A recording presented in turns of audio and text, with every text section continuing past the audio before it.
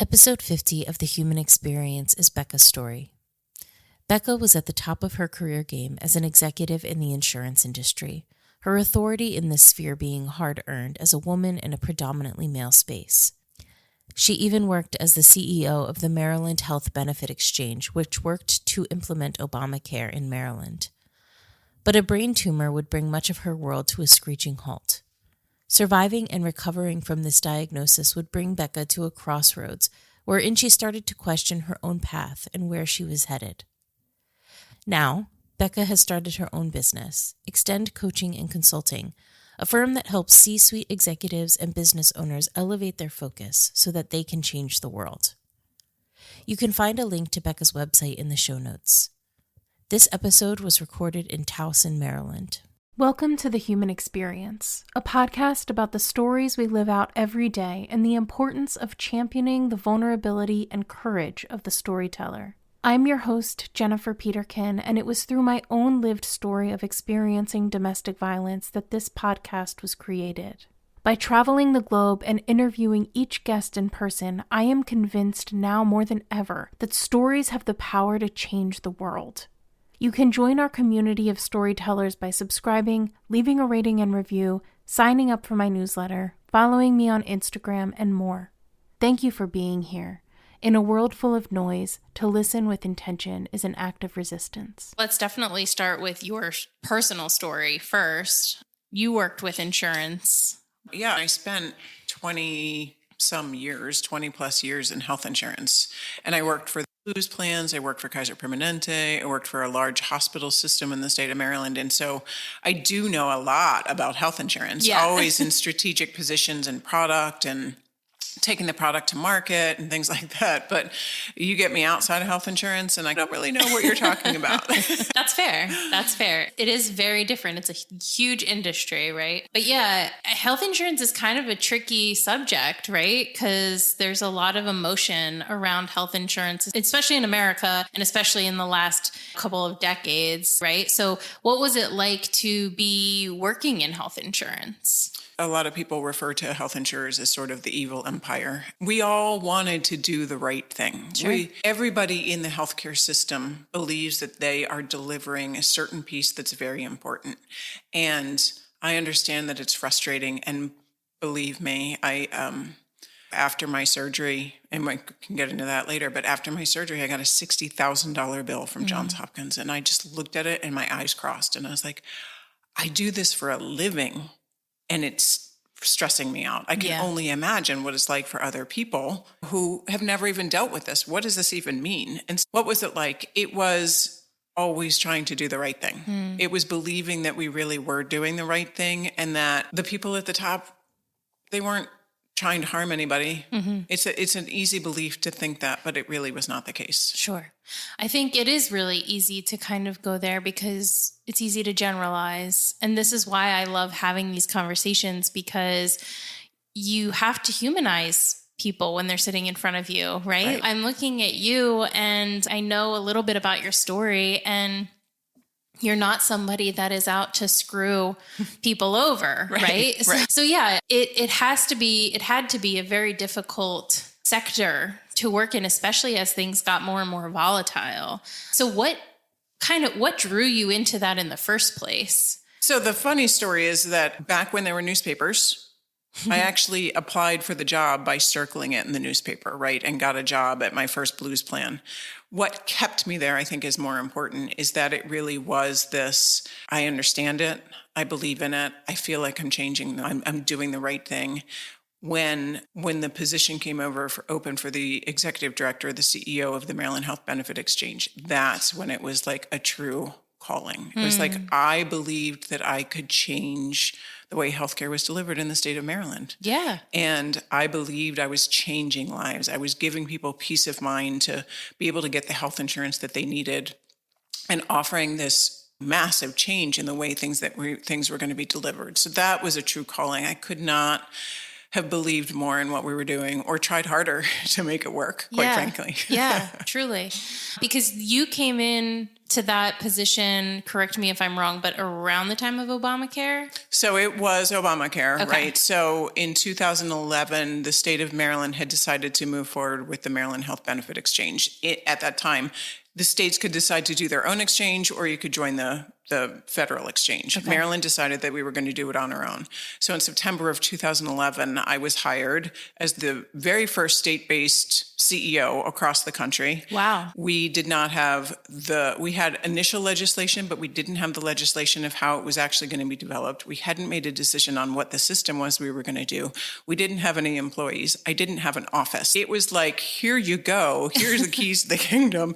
Make it work. Yeah. And in less than 2 years, or just over 2 years and 14 days later, it was supposed to turn on. Wow. It was a ride. I imagine. Yeah. Because at that point, was there anything like that before this? No. So what it did is it completely changed the way that you qualified for Medicaid, and it changed the measures, but then also brought in this subsidy program for the individuals. And it was just the legislation from Obamacare, the regulations hadn't even come out yet. So we were waiting for regulations to come out to be able to define exactly what we're going to do at the time. So it was nonstop. I have never worked more in my life. At one point, I walked into my house at 10:30 at night, and my husband goes, "You're home early." Wow. Yeah, if that's not saying something, right? So that was, and about 3/4 the way through was when we began to recognize that, okay, the systems aren't doing exactly what they're supposed to be doing. Let's jettison a bunch of things off and try and the minimum viable product. Let's get it on to market. And to make a really long story short, it didn't really turn on the way it was supposed to on day one. We did still enroll 300,000 people in the first year. So in my mind, it's still a success, but it didn't turn on the way it was supposed to. And as the CEO of something like that, accountability and responsibility need to be in the same place. So I lost my job quite publicly. Wow. Again, I really appreciate, first of all, I appreciate your candor and your vulnerability, because it's not, I'm sure, something that's even still easy to talk about. But second of all, just knowing the care that you had for this program and the people that it was going to affect, and then to have it go sideways. There you go. That's a good one. To have it go so sideways. It's easy to generalize and say somebody wasn't doing their job. And we kind of take all of the nuance out of situations when we do that, right? We don't factor in how many moving pieces there are and how many people are actually working towards this goal, and how things happen and life happens, and you can't always predict what an outcome is going to be. So I really appreciate you speaking on that, because I know it's something that, again, has a lot of emotional attachment to it, right? Yeah, for sure. Yeah. So then what happened? Fortunately, I had 3 job offers within 3 weeks. Good for you. Of losing my job, which is really interesting, because for women, that doesn't often happen. If you notice any woman that falls from grace, I'm using air quotes, usually you don't see them again. The good news is people understood what I brought to the table, and I had 3 job offers, and I ended up at a Medicaid CO, a managed care organization in the state of Maryland, which then got bought by University of Maryland Medical Systems. And so we were the health plan arm, the Medicaid and Medicare health plan arm within the University of Maryland Medical Systems. And so that was 2013 when I lost my job. In 2015, the joke with my daughter, who was 7 at the time, was, you can't talk into mommy's bad ear, you have to talk into mommy's good ear. She'd come over and whisper in my ear, and I couldn't hear a word she was saying. And so a friend of mine finally said to me, single-sided deafness is not normal. Like, you should probably go get that checked out. So I went and got it checked out. And to make a really long story short, walked out finding out I had a brain tumor the size of a golf ball, and I needed surgery imminently. And fortunately, it was benign and operable. 2 really, really important words, by the way, when you find out you have a brain tumor.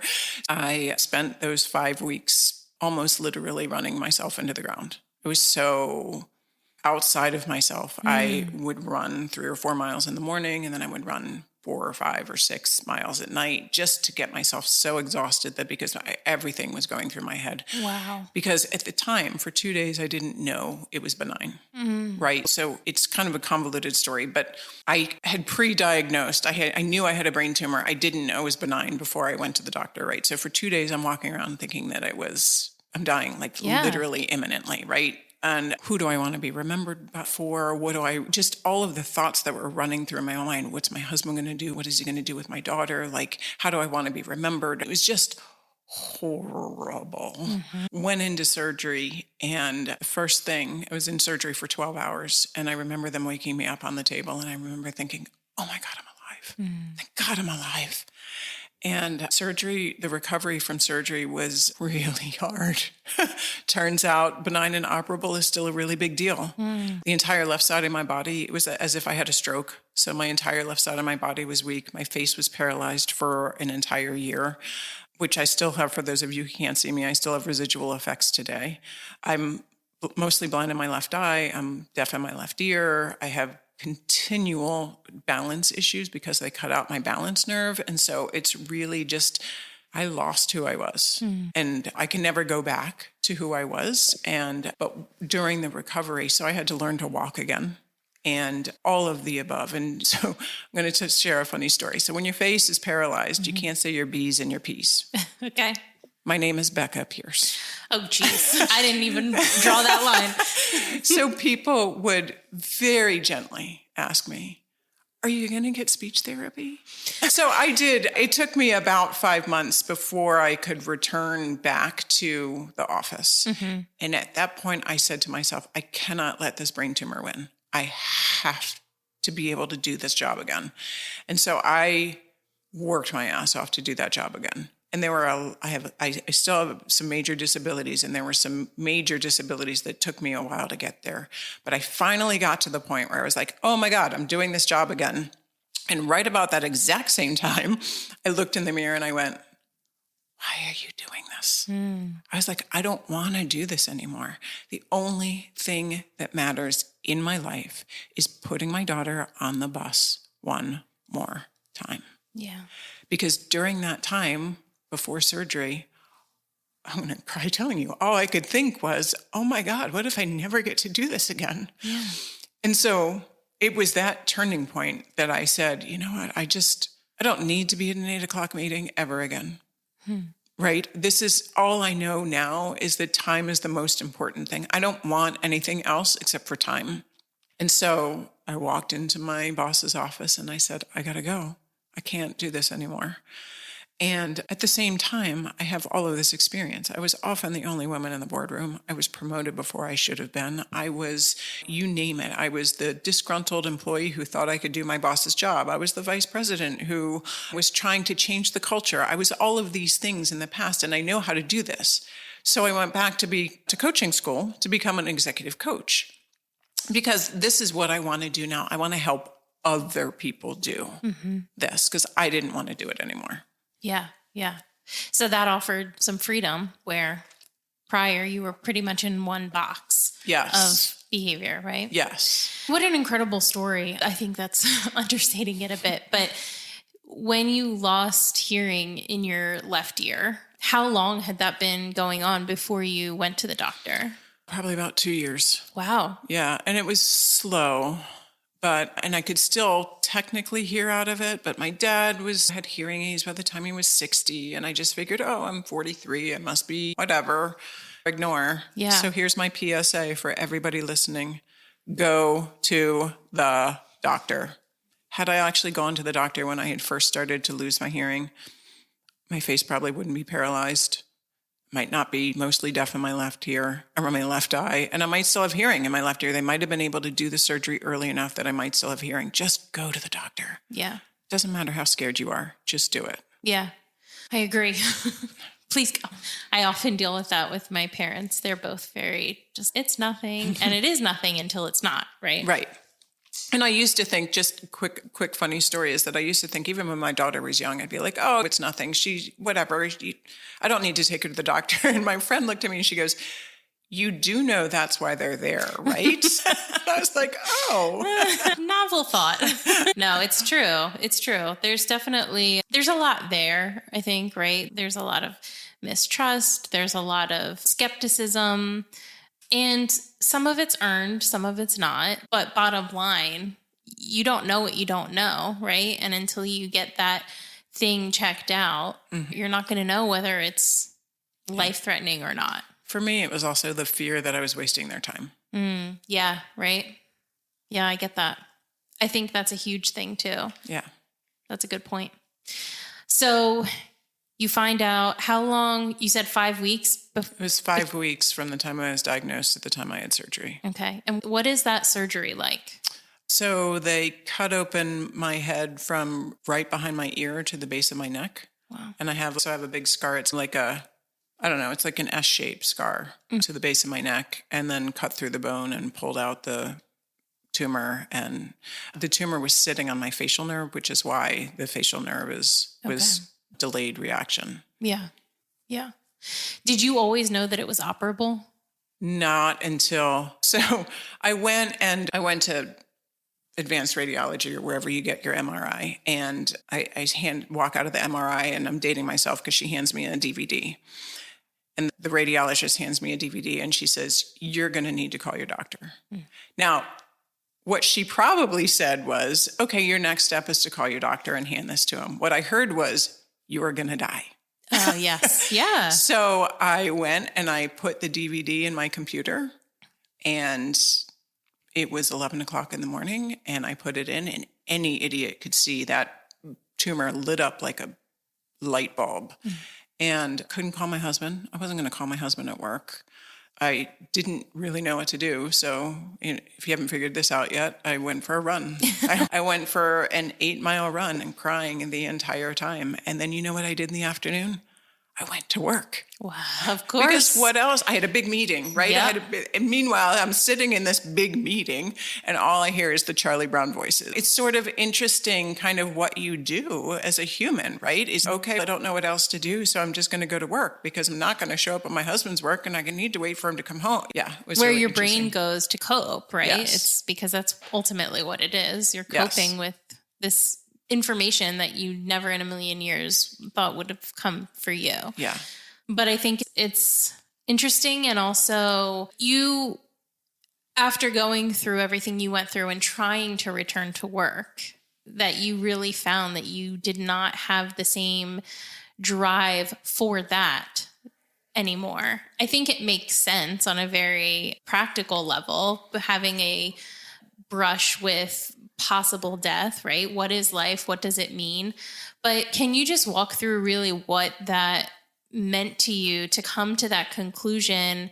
Did you war with yourself of, am I doing the right thing by starting over? Is this worth it? What am I doing here? Did I war with myself for years? That answer is for years.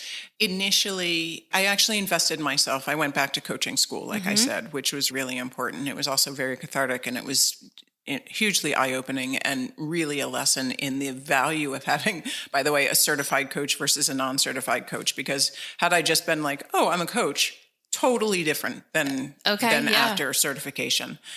Even then, once I left my job and started the new company, Extend, for years, probably for a good 2 to 2.5 years, I questioned whether or not I should go, I'm going to use air quotes, back to work.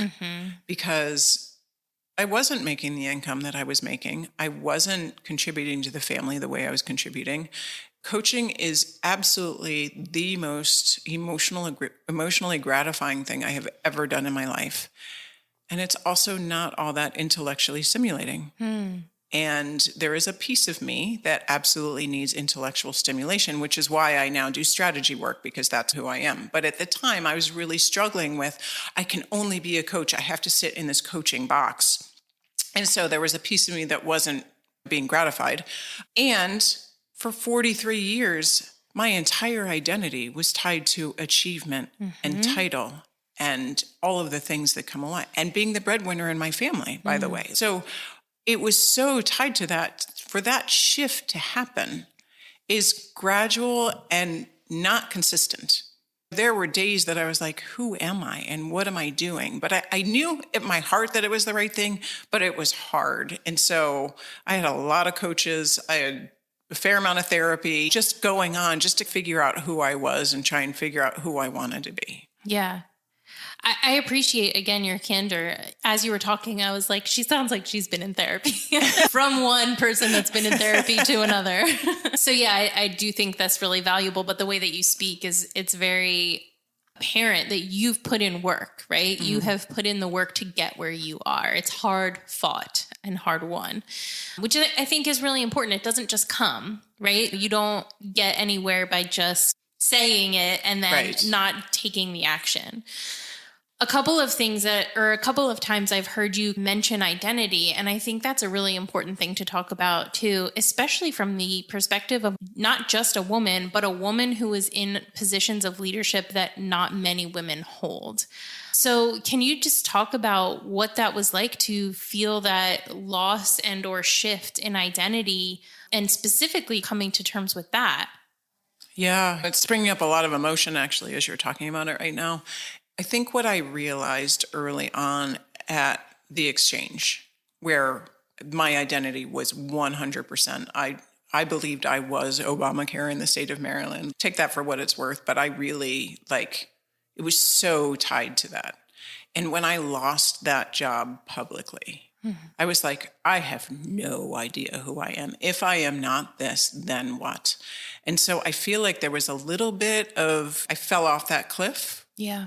The first time around. And what I realized is a couple of different things. One is the people who loved me still loved me. People don't love you because of the role that you play. They love you because of who you are, right? And they couldn't care less that I was CEO. They couldn't care less if I was sweeping a floor. They were just happy about who I was. But it took me a while to recognize, to be like, it's not about achievement and it's not about this, right? So I had that first step, right, in coming back around. And in fact, when I went to the Medicaid MCO, somebody finally had to sit me down and be like, we don't function that way here. You need to settle down a little bit. You're a little bit too intense, right? We're a little bit more easygoing than that. So that was the first kind of phase that I went through. And then with the brain tumor, it's interesting because Brene Brown even talks about an unwanted identity. And I had disabilities. Now I have, and all of these things that I had all of that power that I used to believe that the harder you work, if you just work harder, you'll get it done. Well, it turns out sometimes your body has a totally different idea. Yeah. And there is nothing you can do about it, right? There is nothing that I can do about the fact that I do not have a vestibular nerve on my left-hand side of my brain, and therefore I have balance issues, right? I can do the work to try and make it better, but it's always going to be there, and it's always going to be a disability.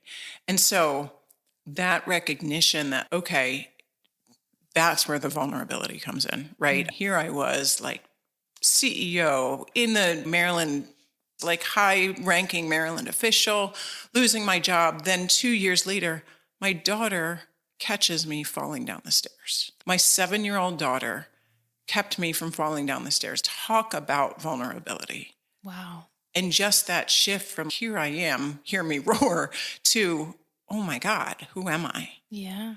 So when I proved to myself that I could do the job again, that's when I was like, now I get to choose.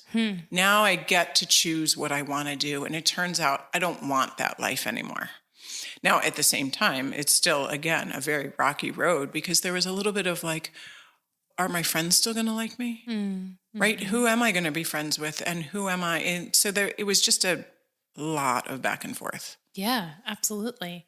We all move through seasons of our lives, but identity has a really hard grip on us. And I think especially in America, and especially as women in America that work in corporate, that identity of being seen as competent and powerful is really important, right? Because it's very, again, hard fought, hard won. Been that way for you got generations coming up fighting for this. You want to have that presence, and then to, first of all, again, have it stripped first. Yes, right. But then to realize, okay, this isn't everything that I thought it was going to be in my life. I want something different. I want something more. And I think sometimes we get so caught up in this is just who I am. Like if I change, then the person that I was before doesn't mean anything. And that's not true, but you're allowed to want more than one thing out of life, right? Yes. And you're allowed to move through seasons and pivot and change. And I think the ability to change is one of the strongest things that we can do as people, right? So you started your coaching business. I did. And what did that look like? So when I first started, it's funny because if somebody had said to me, can you come and do insurance consulting? I would have been, sure, $350 an hour. And when I started my coaching business, they're like, can you coach? And I was like, sure. How much? I don't know, like $100 an hour. Like I was so insecure, but I knew I was on the right path. And over the past 6 years, I have grown into the coach that I am now. And the things that I realize are this. One is I have a passion for working with women who are ready to make a change, because the most important thing for me is that I want women to recognize that you can make a change. You can be a different person. You can live that life that you've always wanted. You can give voice to those voices inside that say, maybe I could, without having to go through what I went through. I don't want anybody to have to go through public failure and then a brain tumor and like all of that craziness before you recognize that it's okay. Yeah. People are still going to love you. You can make a change. You don't have to be stuck in the world that you're stuck in, and we can do it together. And the interesting thing is, from a coaching perspective, is so when I was the CEO and this healthcare executive, I often used to make a joke like, okay, drop your emotions at the door. We got stuff to do, right? I get it. You had a life, but we got stuff to do, right? I'm like a bad after school special. So then I wake up and I'm like, can we just all sing Kumbaya, right? And so where that has fallen now in my coaching is 50% of the time, we are absolutely focused on that emotion. What's holding you back? What's going on? What do we need to talk about? And 50% of the time, we're talking about how are you going to make it happen? Right? I am not the coach that's going to be like, oh, you can do anything. Yay. Yeah. Okay, I might be part of that at times, because one of my superpowers is seeing in you what you can't see in yourself. And so there is a fair amount of like me telling you how powerful you are. But the other half of the time, we're like, okay, if you want to make that change, let's talk about the finances. Let's talk about what you actually need to do. Let's talk about what conversations you need to have. Yeah. And so it's that balance between the two that I think that I bring to the coaching, which is why I think people like to work with me, because I am going to hold you accountable. I am going to help you on that really tactical stuff too. Yeah, I think that makes sense. I think that coaching in some spaces can be seen as a very woo kind of thing, right? Like it's all emotion. It's also the term I would have used. And so I've interviewed several coaches on my podcast. And I think, first of all, I want to empower anybody in what they're doing and their life's purpose, right? I think we all have different purposes in life. So I am cheering everybody on as long as they're living authentically. But I also love talking to coaches because I think every coach I've interviewed is doing something completely different, which is really cool, right? Because you hear coach and you think one box. Right. And the reality is people live so many different lives. And so there's a lot of different help that needs to be offered. So yeah, I think that's great. I think the combination of the emotional, but also with the planning and strategy is so important. That definitely appeals to somebody like me. So I'm like, okay, I really do need you to validate my emotions, but I also need to have a list and I need to know what the actionable steps are. Anyways, do you mainly work with individuals or do you work with companies? So first of all, we have 5 coaches that work at Extend Coaching with us, and each coach has held a leadership position in the past, and each coach is a certified coach. And so individually, we work with organizations and things like that. I personally, because I still have my own coaching business, even though I'm the CEO of the firm, I personally work with CEOs, C-suite, and business owners who are used to questioning the status quo. but are stuck right now in the weeds and can't think big enough. Like they have these big ideas, but they can't get to them. So that's my sweet spot. I do have several masterminds, so business owners coming together, and we meet once a month and talk through different strategic and business discussions and then help each other grow their business.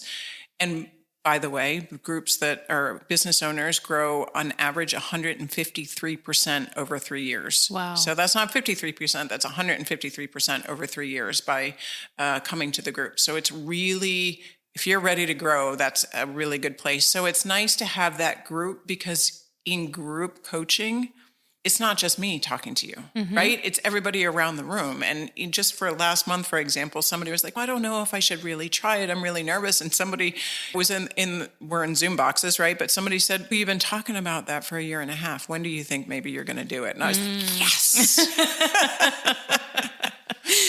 So I do that. And then I also do work with organizations. When we're large organizations, we work within their C-suite and help executives. And in that case, it's what got you here is not going to get you there. Everything that you do in corporate America, if you think about this, you get promoted for what you did. You don't get promoted for being a good leader. And so a lot of times we end up working with leaders who, going back to identity, need to drop the identity of, hey, I was a really good actuary, or hey, I was really good at this and this and this. Well, your job isn't to do the work anymore at that level. Your job is to create the space for others to do the work. And so that's what we help people with there. Yeah. Yeah. That's cool. Do you find that because it is corporate and there is this connotation of coaching sometimes, how have you found the marriage between the two? Do you find that people are excited to employ coaching, or are they skeptical? It's interesting because I would say that over the past couple of years, it has switched. Okay. The first organization that I worked with, it was quite punitive. It was, this person's going to lose their job. They need to work with you. And I actually made a decision after about year 2 that I will never work with somebody who doesn't want coaching. Because the number one thing about whether or not coaching works is whether or not you want coaching. Just like therapy. Exactly. And so I only work with people who are coming to me and saying, I'm ready. I want to change. I'm ready to look in the mirror. I want to figure out, is this me, or what can I be doing differently? Yeah. Yeah, that's fantastic. So I know that you specifically then work with women. Yes. And I would love to talk about that. And you just held a retreat last month? I did. Was that the first one? No, I do that annually.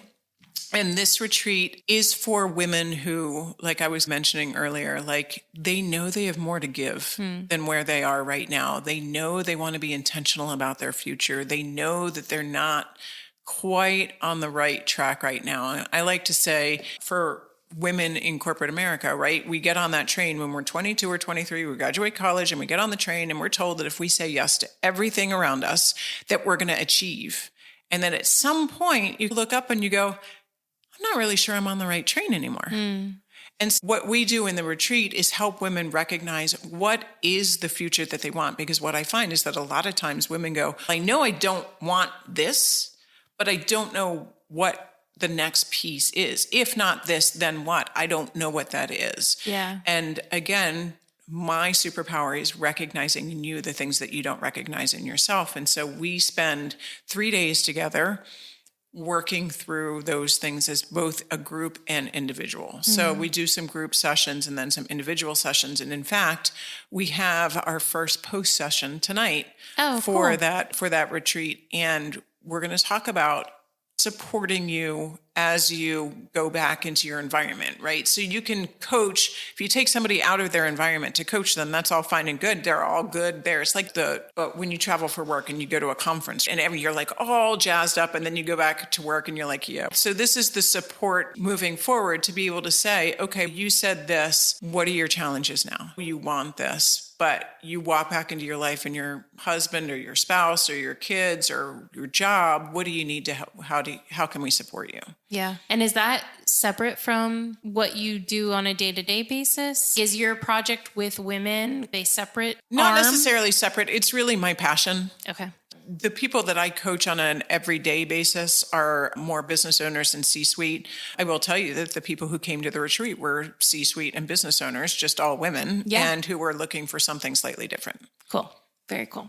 Yeah, I wasn't sure, excuse me, I wasn't sure if that was all encompassing or if it got factioned out. So the women that came, several of them have been coaching with me over the past couple of years and then said, okay, I need an intensive. Cool. Yeah. Yeah, that's very cool.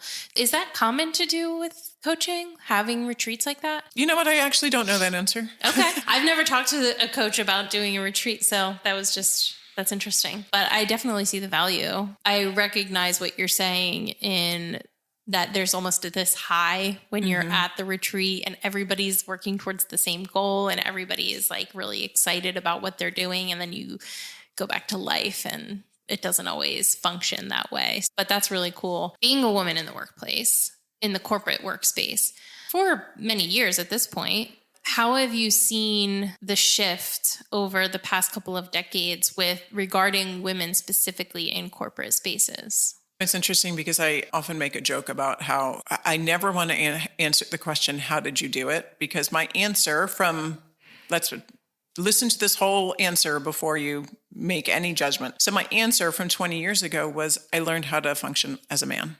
And because that's the way you did it, right? I literally was the only woman in the boardroom on a regular basis, right? So the only way to do that, it was to show up in a button-down shirt and a suit and not show any emotion except for anger, and don't do anything that would draw myself out. What I have found now, and the shift is women are showing up as women.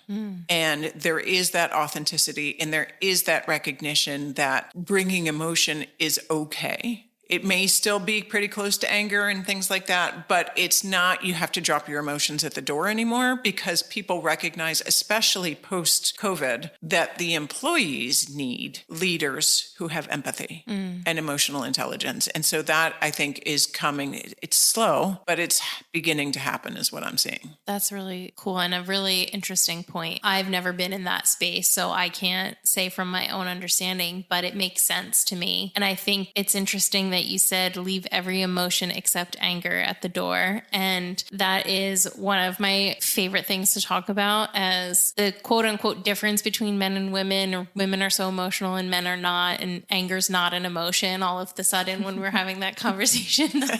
So I do think that's a great point to make, that there was always emotion allowed in those spaces. It was just a very specific type of emotion. Yes, exactly. That was allowed. Yeah, the opening for empathy is fantastic. I know the mid-aughts saw a lot of change with the Me Too movement and It's On Us, and then COVID. So there's been a lot of change, I feel like, in the past 5 to 7 years. Do you think that there has been more change in that time because of the pressure that was put on compared to the other couple of decades? Right. I do think that the combination, I actually attribute a fair amount of it to COVID and the Great Resignation and the aftermath and the recognition that employees need something different than they needed before. And then the Jack Welch policy is no longer a policy. You can't rule that way anymore. And that, yes, right, that women are showing up and you can't, right, the Me Too movement and all, everything is being looked at differently,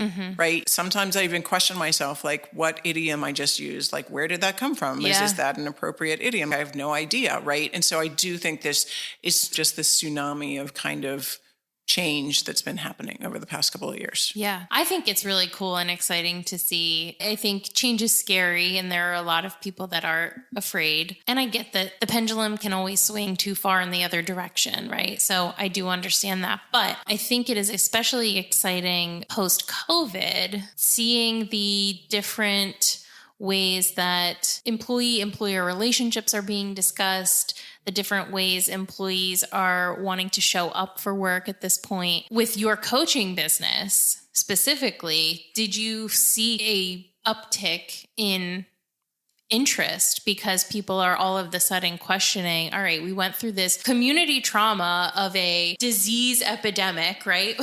What does that mean for my life? An awakening of sorts. I'll say I saw an uptick in a couple different things. One, which is really interesting, is I saw an uptick in men coming to try and figure out how they could change their leadership style. Awesome. Yeah, which was really eye-opening for me. And yes, there are a lot of people that retreat fills pretty easily every year, because I think there is that recognition of, okay, it's not really about what I thought it was about anymore. Yeah, I think it's such a good point to make. You got there a lot quicker because of your own personal circumstance. But I do appreciate what you said about you don't want people to have to go through what you went through to get there, right? And I think that's an important point, because we talk on this podcast about stories and experiences. And I often say you shouldn't have to be traumatized to make a change in your life. But oftentimes that is what ends up waking us up. Yes. Right? Yes. And I would say that COVID was a community trauma, right? It's not something that we like to talk about in that sense, but it absolutely was traumatizing as a society to walk through something that nobody had walked through before. Nobody living had walked through before. Right. And how to function within these new confines that we found ourselves in, not just with the pandemic itself, but with all of the other things that changed in life around it. So I think it's fantastic that people are coming forward, like wanting to change and wanting to learn. I definitely feel like there are conversations being had of, oh, people don't want to do this anymore. People don't want to do that anymore. And it's a negative connotation. And personally, I look at that as people are just different now. Like you can't go back. Everything has changed. And so whatever normal means, normal is different now than it was 3 years ago. Right. Right. Right. So yeah, I think that's really cool. So what's next for you? So my daughter is now a junior in high school, and that's exciting and scary at the same time. One of the things that I do with my clients is I have them do a 3-year vision, and I tell them, write it out. Okay, so start with, it's 2026. I'm this age, blah, blah, blah. So I did mine starting in January of last year, and I was like, oh, it's 2026. I'm X amount of age. Elena's in college. And I was like, oh my God. Elena like totally flipped out. And I called my husband. I was like, we're going to be empty nesters in 2 years.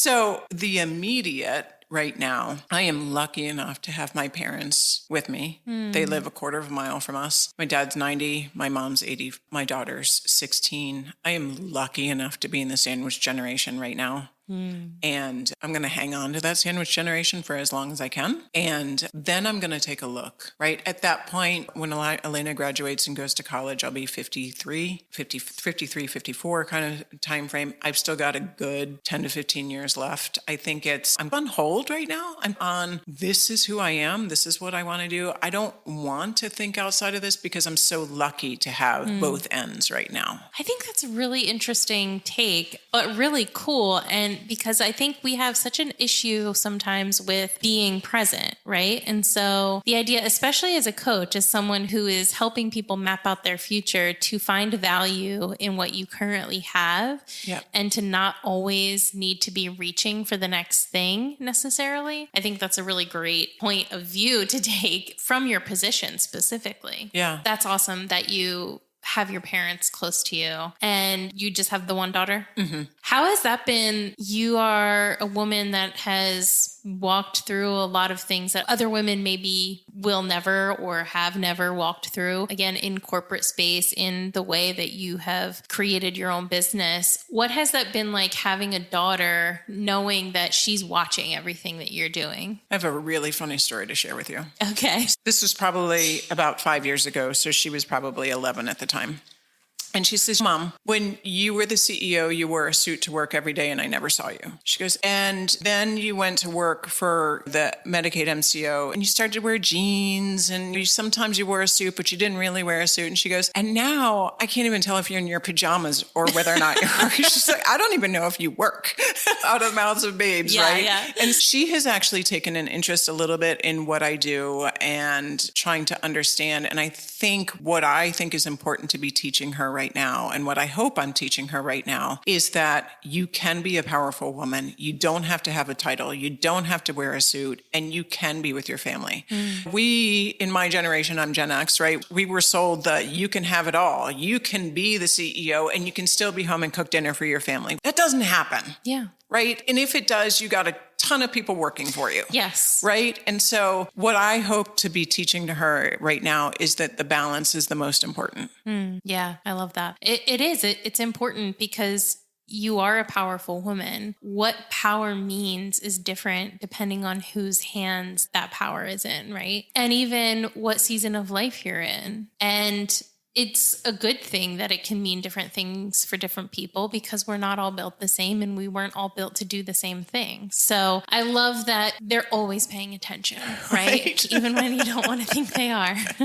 They're always paying attention, and she's got a good role model to follow. That's exciting that she's interested in what you're doing now too. The question that I ask everybody at the end of the podcast, because it's about valuing stories and our experiences and what we bring to the table because of those, through the lens of your experience, what does compassion mean to you? So it actually comes to compassion for myself.